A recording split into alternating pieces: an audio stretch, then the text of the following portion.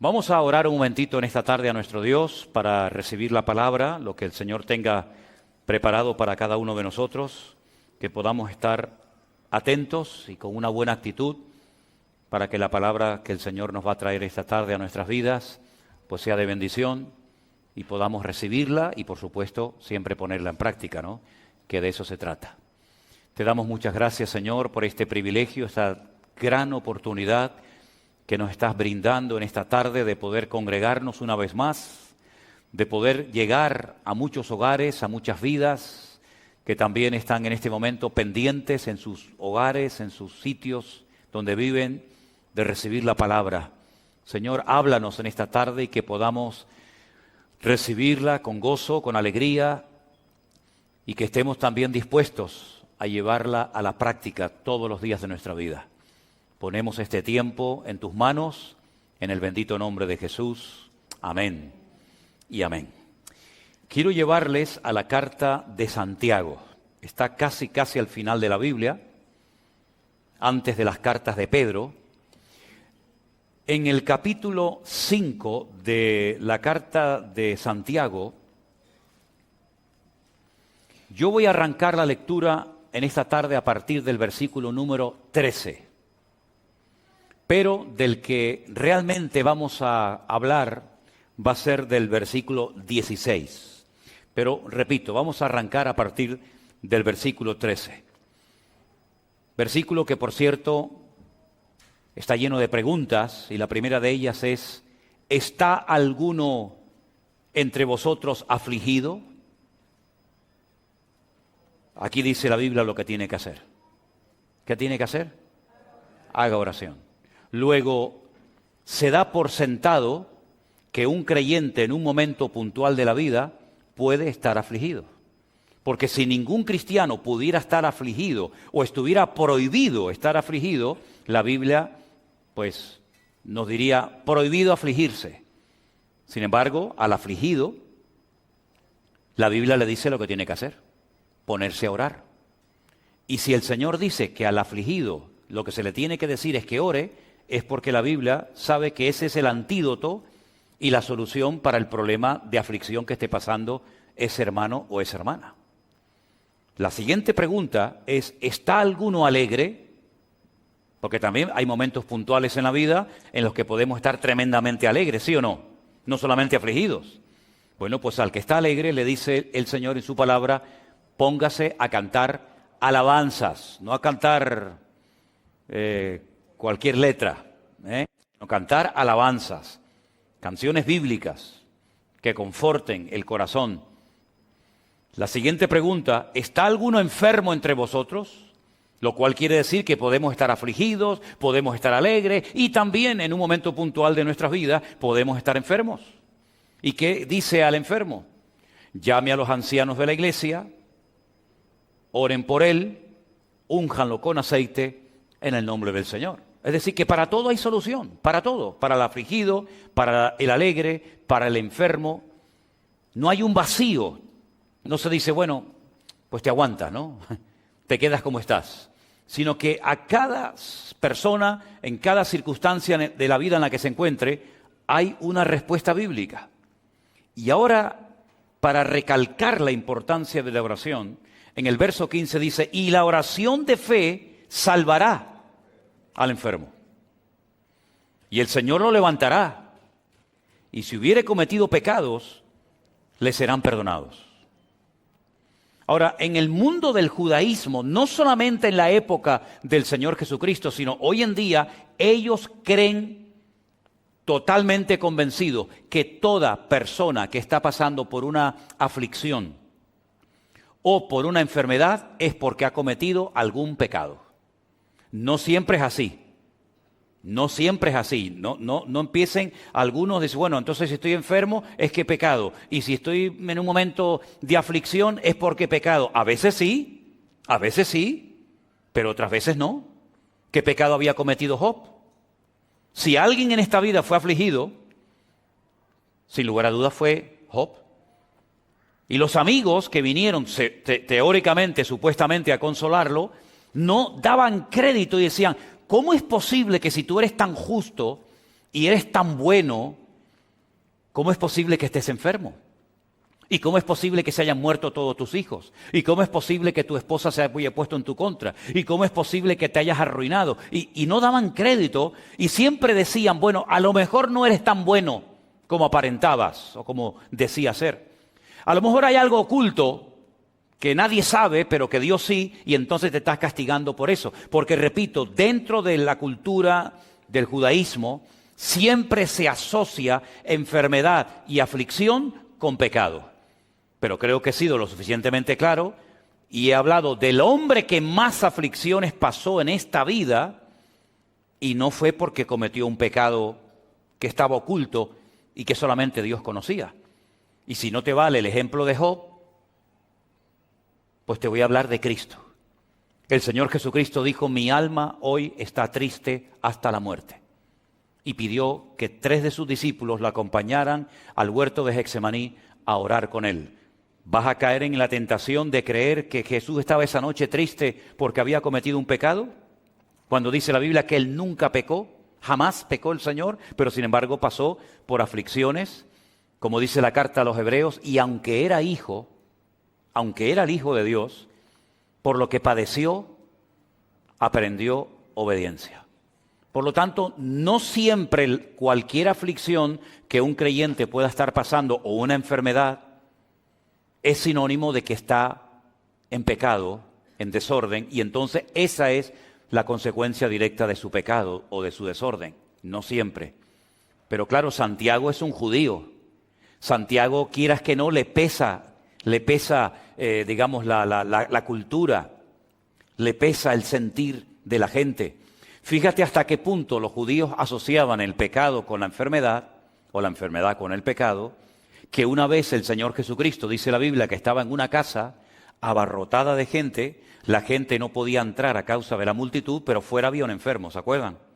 Dice la Biblia que 4 de sus amigos suben al techo, lo abren y bajan, ¿no? Descienden al paralítico. ¿Y qué es lo primero que le dijo el Señor? Pues lo que esperaba la gente. Si este está paralítico es porque ha tenido que cometer un pecado terrible. Entonces el Señor, ¿qué es lo primero que hace para que se queden tranquilos? Hijo, tus pecados te son perdonados. Y después lo sanó, no al revés. No lo sanó y después le perdonó los pecados. Y lo arregla por dentro, le limpia su alma, sus pecados, y a continuación lo sana.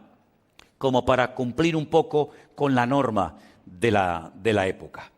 Ahora Santiago, que está hablando de la enfermedad, de la aflicción y de ciertos y determinados problemas o circunstancias que podemos pasar por la vida, él está hablando pues con la cultura a la cual pertenece. Él dice que si alguno está enfermo y se ora por él, el Señor lo sana y le perdonará sus pecados. ¿Te das cuenta cómo asocia otra vez, sin querer o queriendo, los pecados con la enfermedad? Pero va más allá. En el versículo 16 dice, confesaos vuestras ofensas unos a otros, orad unos por otros para que seáis sanados.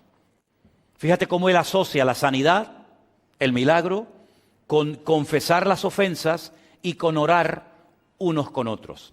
Bueno, tengo también que decir que hay gente que está mal porque no solamente están mal consigo mismos, sino que a lo mejor su relación con alguna persona de su entorno pues no está muy bien, que digamos, y eso te afecta espiritualmente y a la larga también te afecta físicamente.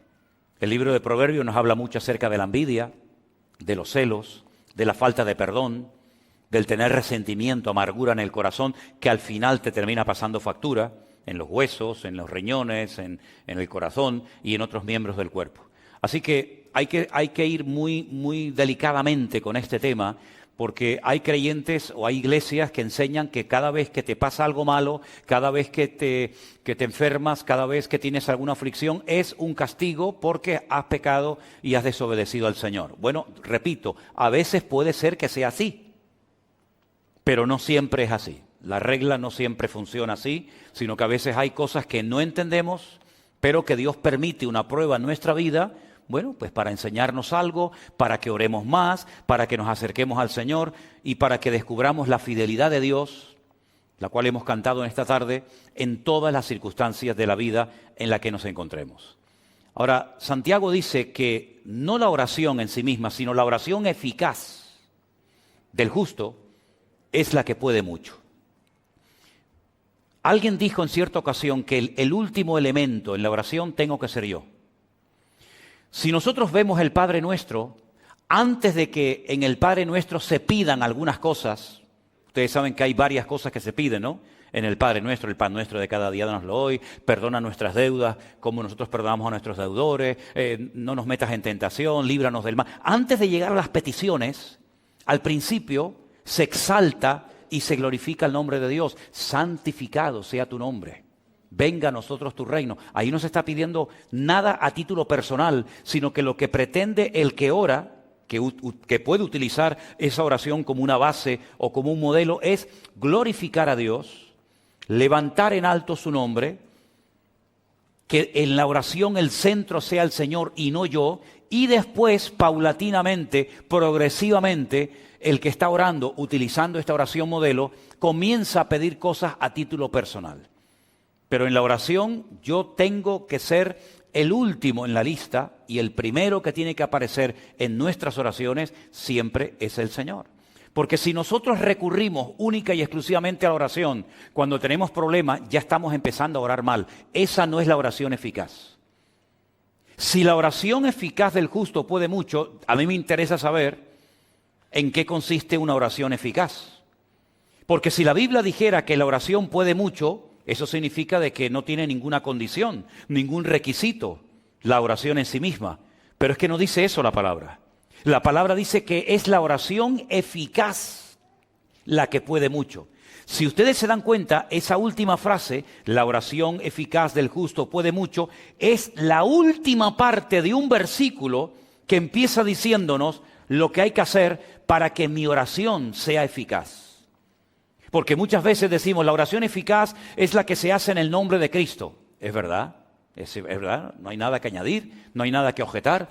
La oración eficaz es la que oramos conforme a la voluntad de Dios. ¿Es verdad?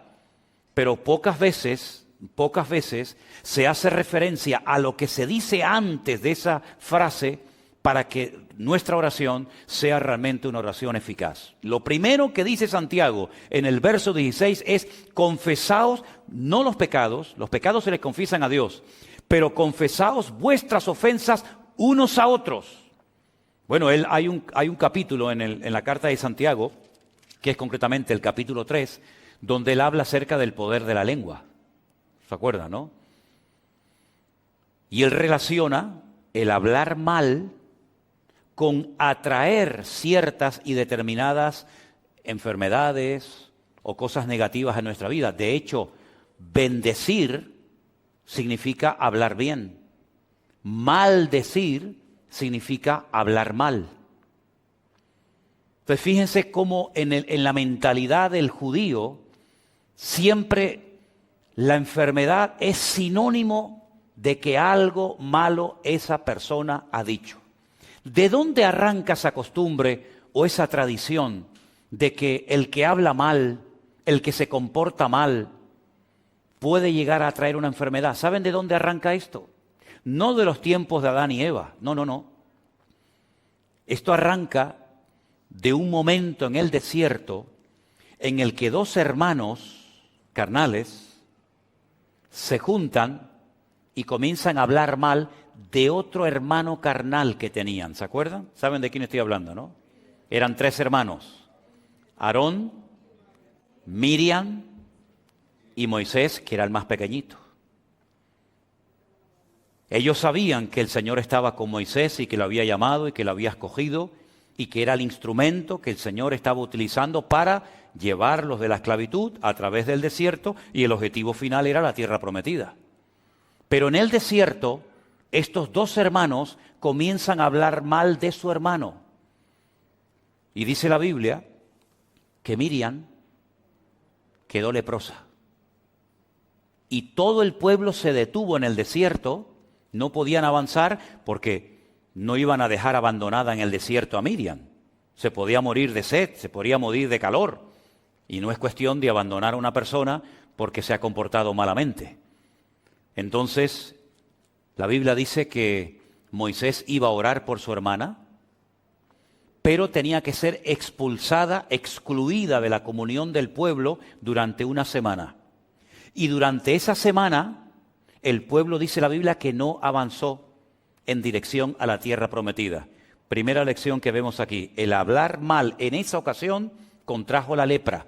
Por eso los judíos, cuando hablan de las enfermedades, y hay miles de enfermedades, dicen que las personas que tienen problemas de la piel, todas las enfermedades de la piel tienen que ver con la mala forma de hablar. La crítica, el chisme. Ahora todo el mundo se está mirando la piel, ¿no? A ver si tiene algún granito, algún lunar, y dice, uy, es que ayer dije no sé qué cosa, y este lunar cada vez está más grande.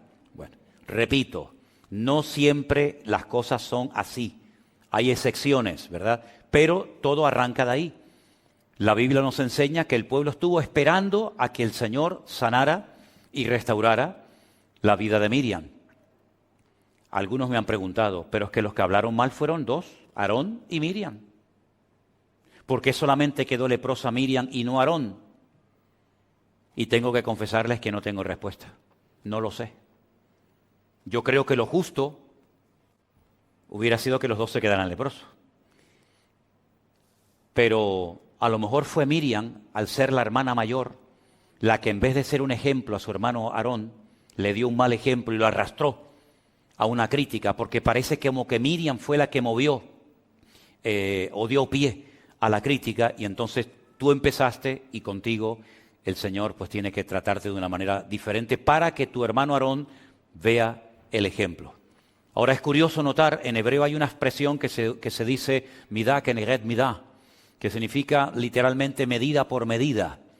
Una de las cosas que se enseña y se dice constantemente en el pueblo de Israel es esta expresión, medida por medida, midá keneged midá. Y es como lo que nosotros decimos, lo que siembras es lo que cosechas, más o menos así. ¿Quién fue la persona que estuvo esperando qué iba a pasar con el destino, con la vida de Moisés? Cuando llegan y lo ponen en el río Nilo, en aquellas cestitas, ¿se acuerdan? Pues bueno, en principio la idea era que se salvara, pero podía morir en cualquier momento. ¿Quién estuvo esperando allí tranquilamente, viendo, observando lo que le pasaría a su hermanito? ¿Quién estuvo viendo allí? Miriam. Estuvo esperando y no se fue hasta que la hija del faraón llegó y dice, ¡ay, qué niño tan hermoso! Dice, qué niño hermoso, cogió y se lo llevó y lo adoptó como si fuera un hijo suyo. Bueno, pues así como ella estuvo esperando por su hermano Moisés, ahora es Moisés el que está esperando por su hermana Miriam, que lo ha criticado, pero que él va a orar por ella, el Señor la va a sanar, va a ser restaurada, unida otra vez al pueblo, y el pueblo va a seguir avanzando hacia su destino final, que era la tierra prometida. Qué hermoso, ¿verdad, hermanos? Ahora, fijaros cómo tan arraigado estaba el tema de la enfermedad con el pecado, que un día los discípulos de Cristo iban caminando por la calle y encontraron a un hombre que era ciego de nacimiento, porque había gente que habían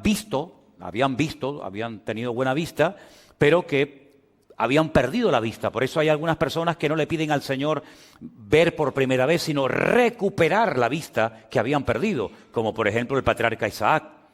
Isaac no siempre fue ciego. Isaac fue ciego cuando ya era viejito, cuando era mayor, pero él vio perfectamente durante mucho tiempo. Pero cuando ven a este hombre ciego de nacimiento, le dicen al Señor, Señor, ¿quién pecó?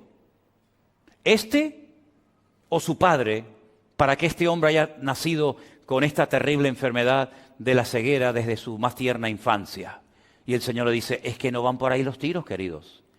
Este hombre no es ciego, este hombre no está enfermo porque su padre cometió un pecado y ahora el hijo está llevando el pecado del padre. Ni siquiera él ha cometido un pecado para que tenga este castigo. No. ¿Saben por qué este hombre ha nacido así? Y claro, ellos no tienen respuesta, porque ellos asociaban enfermedad con pecado, pecado con enfermedad. Pero cuando el Señor le dicen, ¿sabéis por qué este hombre ha nacido ciego? Ellos no tienen respuesta, porque nadie enseñaba eso.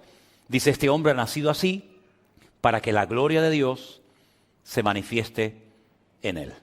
Y se den cuenta ustedes que esos argumentos que ustedes tienen no siempre son acertados, no siempre son correctos, sino que aquí hay una excepción, ¿verdad? Y esta excepción es que yo estoy aquí para ser glorificado en la vida de este hombre. Pero Santiago, como es judío, él dice, para que una oración sea eficaz, lo primero que tiene que haber es que se arreglen las relaciones interpersonales entre los hermanos. Es decir, que se confiesen las ofensas, que se arreglen los hermanos, y entonces una vez que ya se han confesado, que ya se han puesto en orden otra vez, orar el uno por el otro, y entonces viene la sanidad.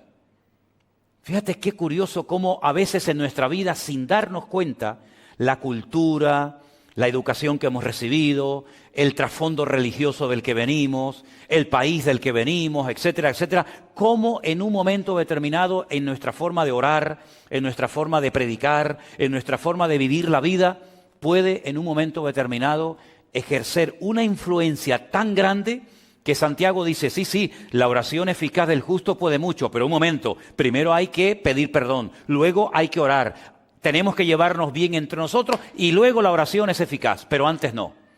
Bueno, yo creo, sinceramente, con todo mi corazón, que la oración, por supuesto, es el antídoto y la respuesta divina, la respuesta celestial para muchos males de la vida, pero creo que también, y pocas veces, o yo personalmente nunca he escuchado a nadie, que diga que la oración es una escuela.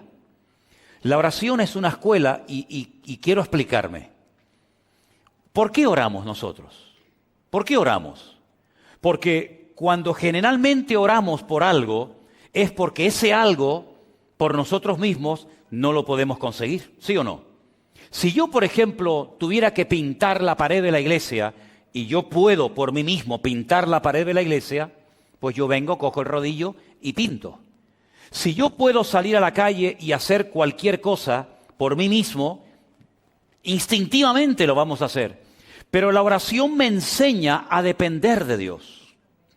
Porque hay cosas, como cristiano, por mucho conocimiento bíblico que usted pueda tener, por muchos años que lleve en la iglesia, por mucho tiempo que lleves en el ministerio predicando la palabra, hay un momento en el que tú dices, yo me siento incapaz, totalmente impotente de solucionar este problema. Por ejemplo, hace poco prediqué de Jairo. ¿Se acuerdan de Jairo, el principal de la sinagoga de Jericó? Ese hombre sabía la Biblia de memoria. Era un rabino, era una persona con influencia, una persona que daba consejos a casadas, a solteros, a viudos, a matrimonios. Pero hay un momento en el que él tiene un problema familiar que su religión, su conocimiento, su experiencia en la vida no le ayudan. ¿Y a quién tiene que ir? A buscar ayuda al maestro. Si él pudiera en ese momento haber solucionado el problema con la niña que estaba enferma, que después sabemos que murió, nunca hubiera recurrido al Señor. Pero la enfermedad de su hija, posteriormente la muerte de su hija, lo impulsa a buscar al Señor. Y ahí hay una lección muy importante. Nosotros dependemos en la vida para todo de nuestro Señor Jesucristo. El único que no necesita de nada ni de nadie es nuestro Dios. Pero nosotros muchas veces a lo largo de nuestra vida vamos a tener que orar, no solamente para dar gracias, sino para pedir misericordia, para pedir sanidad, para pedir sabiduría y tantas cosas que no vamos a poder obtener por nosotros mismos. Esa es la primera lección de la escuela, del taller de la oración, la dependencia que tenemos del Señor. Segunda lección, ¿por qué oramos? Porque sabemos que Dios nos oye, ¿sí o no? Si nosotros supiéramos que Dios no nos va a oír, seguramente no oraríamos, ¿sí o no? ¿Sí o no? Pero dice la Biblia, esta es la confianza que tenemos en Él, que si pedimos alguna cosa conforme a su voluntad, sabemos que Él nos oye. Y si sabemos que Él nos oye, tenemos las peticiones que le hayamos hecho. Segunda lección, nuestro Dios nos oye porque no es un Dios sordo. Esto que para nosotros es normal, orar por la comida, orar por un hijo que se va a la escuela, orar por un principio de un culto, orar por cualquier actividad, esto ya lo hemos aprendido y lo tenemos tan interiorizado que para nosotros no es ningún problema saber que cuando oramos al Señor, el Señor está oyendo nuestra oración. Tercera lección que enseña la oración, que Dios no solamente me oye, sino que Dios responde. Y hay muchas pruebas y testimonios, yo creo que aquí entre nosotros y los hermanos que nos están viendo esta noche en sus hogares, que nuestro Dios no solamente nos oye, sino que nuestro Dios nos responde. ¿Hay alguien aquí que en algún momento de su vida pidió al Señor algo y el Señor se lo concedió? Entonces es algo que no hace falta enfatizar demasiado, porque todos sabemos perfectamente que Dios no solamente oye, sino que Dios también responde a nuestras oraciones. Entonces, todo esto que les acabo de decir, el confesar los pecados, el no tener nada con ningún hermano o hermana, el orar los unos por los otros, todo esto son los ingredientes que me permiten a mí después ir a orar y saber que esa oración, Dios la oye, Dios la responde y es una oración eficaz, es una oración efectiva. No es una oración que es una pérdida de tiempo, sino es una oración que obtiene los resultados por los cuales se hizo tal oración. ¿Se dan cuenta? El Señor Jesucristo, cuando está en el cementerio donde está enterrado Lázaro, ¿qué dijo? Padre, gracias te doy porque sé que siempre me oyes. Nunca dudemos de que nuestra oración, cuando se la elevamos a nuestro Dios, Dios siempre nos va a oír y si es su voluntad y el tiempo adecuado, el Señor responderá a nuestra oración. Pero creo que también a veces es bueno que nos examinemos a nosotros mismos. Además es bíblico, ¿sí o no? Cuando celebramos la Santa Cena solemos leer esos versículos de 1 Corintios que dice, probaos a vosotros mismos para que no seáis juzgados. Examinaos a vosotros mismos. Y en ese contexto de probarnos, en ese contexto de examinarnos a nosotros mismos, Pablo por ahí mete la idea y dice, porque por haber tomado indignamente el cuerpo y la sangre del Señor, muchos duermen, muchos hay débiles entre vosotros y hay muchos enfermos. ¿Te das cuenta cómo una vez más Pablo demuestra bíblicamente que hay, no siempre, pero hay momentos y circunstancias en la vida en la que algo que nos puede estar pasando es consecuencia de algo que estamos haciendo o diciendo mal? Porque repito, bendecir es hablar bien y maldecir es hablar mal. Por eso Santiago dice, la boca es como una fuente. Y una fuente, no existe en el mundo una fuente que echa agua dulce y al mismo tiempo agua salada. O echa agua dulce o echa agua salada, pero las dos cosas no puede ser. Y Santiago dice que a veces en nuestras lenguas, en nuestro vocabulario, en nuestra forma de hablar, salen palabras adecuadas y salen palabras inadecuadas o incorrectas. Y eso es lo que muchas veces paraliza, permítame la expresión, congela la oración.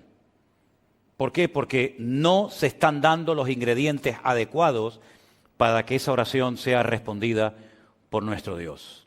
También es verdad, y hay que decirlo, lo podemos ver perfectamente en la carta, en el libro de Daniel, que hay momentos en la que la oración entramos en un nivel de guerra, de batalla espiritual.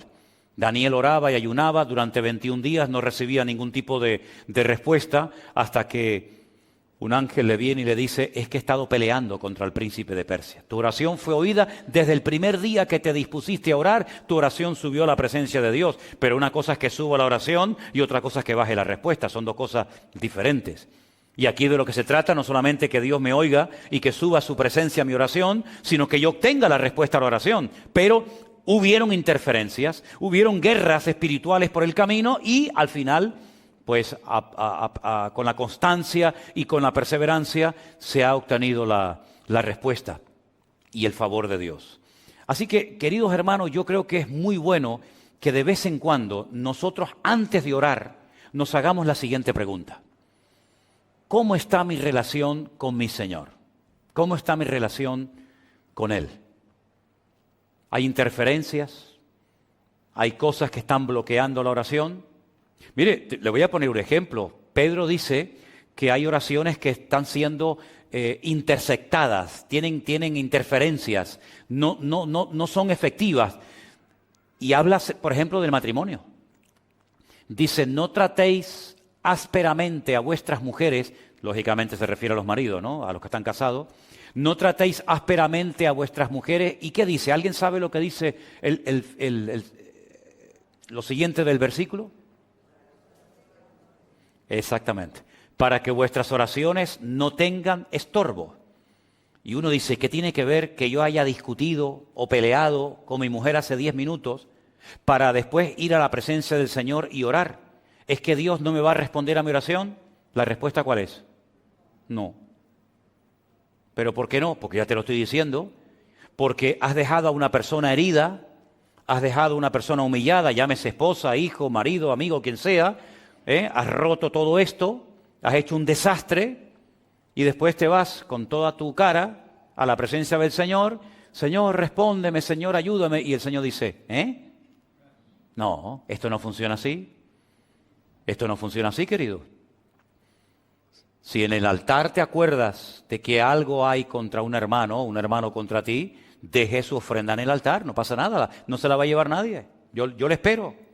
Vaya, reconcíliese con su hermano y una vez que haya arreglado su relación horizontal, venga a mi presencia y verticalmente las cosas van a fluir con toda naturalidad. Amén, hermanos. Parece fácil, ¿no? Pero es más fácil confesarle los pecados a Dios que pedirle perdón a un hermano. ¿Sí o no? Bueno, algunos dirán, a mí no me cuesta. Bueno, pues me alegro mucho y lo felicito. Pero esto es así como funciona. La oración no es tocar un botón y Dios tiene que responderme a todo lo que pido y a todos mis caprichos y a todos mis deseos, sino que a veces hay cosas que están afectando y tú te tienes que parar y honestamente decir, Señor, llevo mucho tiempo orando por esto, ¿Es que acaso Dios necesita 20 años para responderme a esta oración? Cuando aquel hombre le dijo al Señor, Señor, no hace falta ni que vengas a mi casa. ¿Para qué? Di la palabra. Con que digas la palabra, con que des la orden, problema solucionado. Y el Señor le dijo, en todo Israel he encontrado un hombre con tanta fe como este. Porque este hombre entiende el concepto de autoridad. Y él lo que sabe es que si yo doy la orden, automáticamente su criado será sanado. Entonces mi pregunta es, ¿y si yo le estoy pidiendo al Señor por algo y el Señor no da la orden y pasa un tiempo y otro tiempo y sigo y no hay respuesta? Yo creo que deberíamos de pararnos como cristianos mínimamente maduros que somos y preguntarnos, Señor, ¿hay alguna interferencia? ¿Hay algo que a lo mejor esté haciendo mal? ¿Algo que no me acuerdo y que está impidiendo que me llegue la respuesta a esta petición que llevo tanto tiempo haciéndote? Y si somos honestos, a lo mejor el Señor nos dice, mira, ay, no me acordaba yo de eso. ¿Saben que una vez le pasó a un gran hombre de Dios esto? Dios le había dado una gran promesa a un hombre de Dios y la promesa era la siguiente: todo lugar que pise la planta de tu pie, te lo daré a ti y a tu descendencia. Está claro, ¿no? Promesa maravillosa. Todo lo que pise la planta de mi pie, por supuesto dentro del territorio que Dios me ha designado, Dios me lo dará. Nadie te podrá hacer frente en todos los días de tu vida. Y si dudas que mi siervo Moisés se llevó la presencia de Dios a la otra vida y tú tienes menos, como estuve con Moisés, estaré contigo. Bueno, la promesa maravillosa. Atacan la ciudad de Jericó, la ciudad cae conquistada inmediatamente. Una victoria contundente para la gloria del Señor. Hasta todavía seguimos predicando de la victoria de Jericó, a pesar de que han pasado miles de años. Pocos días después se van a un pequeño pueblecito llamado Hai, son derrotados, son humillados, hombres perdieron la vida, niños llorando porque su papá murió, mujeres viudas, un desastre. Josué se rasga las vestiduras y dice, aquí hay algo que no me encaja. Tú me dijiste que ibas a estar conmigo todos los días como estuviste con Moisés. Yo no me inventé eso es una promesa que tú me diste a mí. Tú me dijiste a mí que tú me vas a ayudar y que todo lugar que pise la planta de mi pie va a ser nuestro. Pues aquí algo ha fallado. Aquí no se ha cumplido la palabra. Un día me ayudas y otro día veo derrota. Un día estoy en la gloria y otro día bajo los infiernos. Algo ha pasado aquí. Él no sabía lo que había pasado. De hecho, no era él el que había cometido el pecado, sino alguien de su pueblo había cometido un pecado, un tal Acán, ¿se acuerdan? Y el Señor le dice, es que esto tiene solución. Todo tiene solución, todo. Dile al pueblo que mañana por la mañana se levanten y empiecen a pasar uno detrás de otro en fila india delante de ti. Y yo te voy a decir lo que pasa. Tú ahora mismo no te enteras, estás preocupado, estás nervioso, a lo mejor hasta un poco enfadado, pero yo te voy a dar una lección mañana por la mañana. Espera, tranquilo. Todo el pueblo comienza a desfilar, tribu por tribu, familia por familia, hasta que el Señor dice, alto, para esa familia, sepáralos. Separó a toda una familia, los demás se pueden marchar. Quédese esta familia. Padre, madre, hijo, sobrino. De esta familia hay uno que el otro día hizo cuando fue a Jericó algo que yo había prohibido que se hiciera. Y ha traído esta maldición al pueblo. Y les dijo, ese es. Una vez que esta persona fue quitada del pueblo, ahora vayan mañana a pelear contra Jai o contra quien quieran y van a ver la bendición de Dios. Estas cosas solamente ocurrían en el Antiguo Testamento, en aquellos tiempos de Josué, de Moisés, de David. ¿O pueden ocurrir hoy en día? Por supuesto que sí. ¿Cuántas veces, queridos hermanos, nos hemos visto a lo mejor afectados? Porque hay personas que, como somos un cuerpo, porque la Biblia dice que la iglesia es el cuerpo de Cristo, oiga, si yo tengo un problema en la pierna, pues lo tiene todo el cuerpo. Y si yo tengo un problema en la vista, lo tiene todo el cuerpo. No es que el miembro va por su cuenta, no, es que nos afecta a todos, tanto lo bueno como lo malo. Y el Señor le dio una lección tremenda a Moisés cuando le dijo, saca a tu hermana del pueblo hasta que sea restaurada, hasta que yo la vuelva a sanar. Quiten a Acán del camino, del pueblo. Y cuando ustedes hagan su parte, cuando ustedes cumplan con todos los requisitos, la oración eficaz del justo podrá mucho.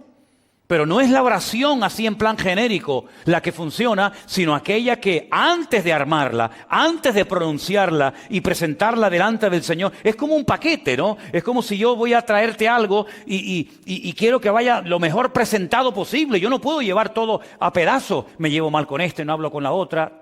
Hice este mal testimonio, cometí este pecado, pero bueno, igualmente yo le llevo este destrozo al Señor, se lo llevo y le digo, y el Señor dice, no me traigas así no puedes venir a mi presencia.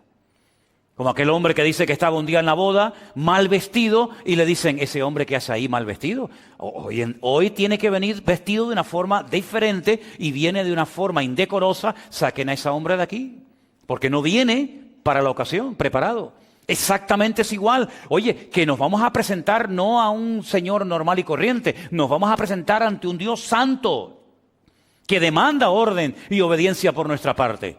Y cuando yo vengo delante de Dios, una cosa es que yo venga con mi vida destrozada, ¿verdad? Y otra cosa es que yo ahora como creyente, yo pretenda que venga delante de Dios con mi vida patas arriba, en desorden, en rebeldía, en desobediencia, y encima pretenda que Dios me arregle la vida en 5 minutos. Hermano, mira, te voy a decir algo y sinceramente te lo digo. Esto no funciona así. Esto no funciona así. Claro, al principio, cuando uno empieza en los caminos del Señor, pues, oye, uno hace las cosas por inercia, ¿no? Uno piensa que... Pero después de un tiempo, uno se tiene que parar y decir, Señor, la oración es algo muy serio, ¿eh? La oración es algo muy serio. La oración es conectarme con Dios, hablarle sinceramente a mi Señor, y yo sé positivamente que yo estoy llevando en este momento de mi vida, pues yo qué sé, una doble vida, una doble moral, soy una cosa aquí, otra cosa allá, y eso nos debería de dar temor, respeto, como leíamos el otro día en el libro de los Hechos, que las iglesias eran edificadas, eran fortalecidas en el poder del Espíritu Santo, ¿pero por qué? Porque había paz entre ellos. Y porque dice la Biblia que andaban en el temor de Dios. ¿Se acuerdan? Las iglesias tenían paz, andaban en el temor de Dios y automáticamente el Espíritu Santo se movía. Y el Espíritu Santo hacía maravillas entre ellos, pero ellos estaban haciendo su parte. Cuando las cosas no se hacían correctamente, automáticamente la bendición se detenía, la bendición se paraba, no porque Dios no quisiera bendecir, sino porque no se daban las condiciones para que el Señor obrara sorprendentemente para ese pueblo. Voy a ponerles un ejemplo más. La Biblia dice que Jesús fundía Nazaret, el pueblo donde se había criado. Todo el mundo lo conocía. Y dice literalmente la Biblia, y no pudo hacer milagros en Nazaret. ¿Cómo? No pudo. ¿Qué le pasó? ¿Qué le pasó al Señor ese día? Que no pudo. ¿Podían en Capernaum y no en Nazaret? Cosa más rara. ¿Qué pasaba en Nazaret? Y dice el versículo siguiente, a causa de la incredulidad de ellos. Ahora entiendo. Es decir, que si no hay fe, si hay desconfianza, si hay incredulidad, ¿Dios no puede operar? No es que Dios no pueda operar, es que Dios ha puesto unas condiciones encima de la mesa, hermanos. Y las condiciones que Dios pone son para nuestro beneficio. Y son las condiciones que Él ha puesto para enseñarnos a vivir una vida cristiana ordenada y no una vida cristiana a nuestro aire, donde todo vale y no pasa nada. ¿Cómo que no pasa nada? Claro que pasa, mi querido hermano. Para que vuestras oraciones no tengan estorbo. La oración es algo increíblemente poderoso. Yo creo que es una de las cosas más hermosas que Dios le ha dado al creyente. Sinceramente. Y como lo he dicho en muchas ocasiones, lo vuelvo a repetir ahora. Puedes orar de pie, puedes orar sentado, puedes orar en un avión, puedes orar en un barco, puedes orar de día, de noche, en la postura que quieras. Y Dios siempre te va a oír, pero para que sea una oración eficaz, una oración que obtenga resultados, una oración que glorifique a Dios, tiene que ser una oración según el modelo bíblico. Y yo recomendaría a los que quieren ahondar un poquito más en esto, que lean las oraciones que se hacían en la Biblia. Por ejemplo, hay una oración preciosa que Esdras hace en el libro de Esdras. Léanla, es tremenda.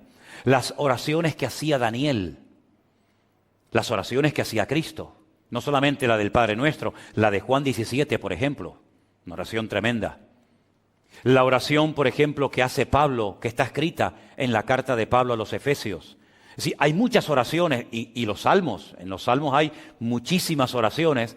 Leyendo todas esas oraciones y viendo cómo esa gente oraba, cómo glorificaban a Dios, cómo preparaban el terreno antes de entrar a la petición, cómo exaltaban y glorificaban el nombre de Dios, sus proezas, sus maravillas, sus milagros. Y al final, casi al final de la oración, presentaban su petición, su dolor, su carga, su emoción, su sentimiento. Uno puede llegar a aprender muchísimo. Así que vamos a dejarnos enseñar e instruir por el Señor, no solamente a través de la palabra, cosa que tenemos clarísimo que hace, sino que, repito, para mí la oración es una escuela. Porque hay oraciones que Dios responde más rápido que otro. ¿Qué ingredientes tiene que tener la oración? ¿Qué estorbos puede tener la oración que me impiden obtener la respuesta a mi petición delante del Señor? Etcétera, etcétera.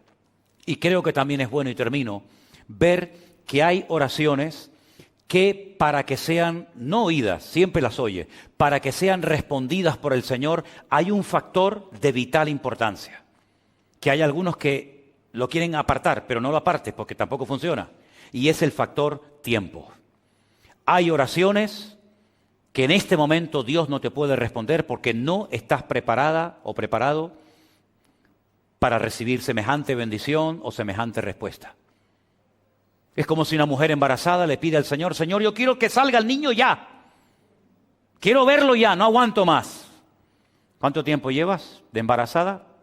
3 meses y medio. No ores así, no ores así. Porque si Dios responde a tu oración, el niño va a nacer muerto. Se puede morir. Tienes que aprender a esperar. Pero es que ya llevo 3 meses. Pero aún te queda. Aún te queda. No está formado. No está formado, se está formando poquito a poco, pobrecito. Ahora una cosita, mañana la otra. Si tuvieras el niño ahora, tendrías un monstruo, tendrías un niño que no está preparado para la vida. Y para cumplir tu capricho y para que te quedes contenta, tengo que hacerle un daño a otra persona. Entonces, tienes que aprender a esperar. Pablo le dijo al Señor, quítame este aguijón, Señor. Yo te lo he pedido ya 3 veces. Y el Señor le dijo, bástate mi gracia. Porque mi poder, ¿en qué se perfecciona? En la debilidad. Entonces él tuvo que aprender una lección por medio de la oración, en este caso no respondida, de que el poder de Dios se perfecciona en la debilidad. ¿Dónde aprendió eso? A través de la oración. En este caso de una oración que el Señor le dijo, espera. No sabemos si el Señor más adelante le quitó el aguijón, pero por lo menos cuando él escribe la carta a los Corintios, el Señor le dijo, no, pero es que ya ha pedido 3 veces, como si me lo pides 80. No es cuestión de pedir y pedir y pedir y pedir y pedir. Yo ya te oí del primer día, pero en este momento no te lo voy a quitar. Porque él después reconoce, cuando Dios lo trata y le habla así tan directamente, dice, para que no me enalteciera sobremanera. Ah, amigo. Claro, porque dice que él conocía a un hombre. Él habla en tercera persona, como de otra persona, pero es él el que está refiriéndose a él. Se conozca a un hombre que hace 14 años subió a la presencia de Dios y allí vio y oyó cosas inefables que no le ha sido permitido escribirlas. Es él el que vio y oyó eso. Y para que no me enalteciera sobremanera, el Señor me mandó este aguijón. Es decir, que la humildad no viene por leer la Biblia. La humildad no viene por cantar. La humildad viene por el aguijón. Y si quieres aprender a ser humilde y que no se te suba a la cabeza todo lo que sabes, que ni siquiera está en la Biblia escrito, y todo lo que has visto, que nadie lo ha visto, sino solamente tú, pues yo te tengo que mandar temporalmente un aguijón para que no te enaltezcas sobremanera. Entonces, a veces puede ser en un momento determinado de la vida que Dios nos manda un aguijón. Yo no voy a decir cuál es tu aguijón, pero puede ser que a veces el Señor tiene en tu vida una situación que es la que te mantiene humilde. Y es la que te mantiene con los pies en la tierra y con la cabeza en el cielo. Y es la que impide que te vuelvas loca y te vuelvas otra vez a revolcar en el mundo. Entonces el Señor te tiene así como un poquito frenado, ¿no? Como un poquito retenido, y en el fondo te está haciendo un favor el Señor. Porque el Señor, como hemos cantado, es bueno y para siempre es su misericordia. Así que creo que tenemos que aprender mucho para orar cada día mejor y para no desesperarnos, sino saber que mi Dios me oye y que Él tiene todo bajo su control y que cuando lo crea oportuno, el Señor me dará lo que le he pedido si es su voluntad. Amén, hermanos. Cierra tus ojos en esta tarde, ahí donde estás. Confía en el Señor que Él hará en su debido tiempo. Aleluya. La oración eficaz del justo puede mucho. Señor, enséñanos a orar eficazmente, a cumplir con todas las condiciones y requisitos que tú nos enseñas en tu palabra, para que nuestras oraciones no sean estorbadas, para que nuestras oraciones sean efectivas, eficaces, y podamos ver la gloria de nuestro Dios cada día en nuestra vida. Gracias te damos, Señor, porque tu palabra nos enseña, pero también la oración nos muestra lecciones fundamentales para poder vivir vidas cristianas victoriosas y bendecidas. Ponemos nuestra vida en tus manos con acción de gracias en el nombre de Jesús. Amén y amén.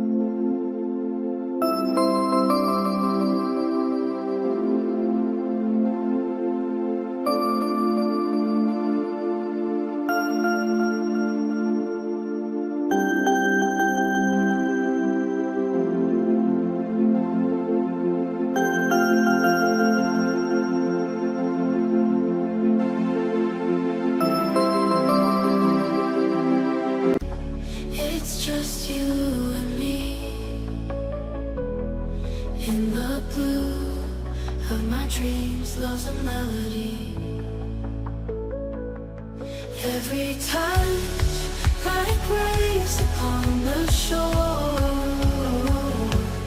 In my blue dreams, I find so much more.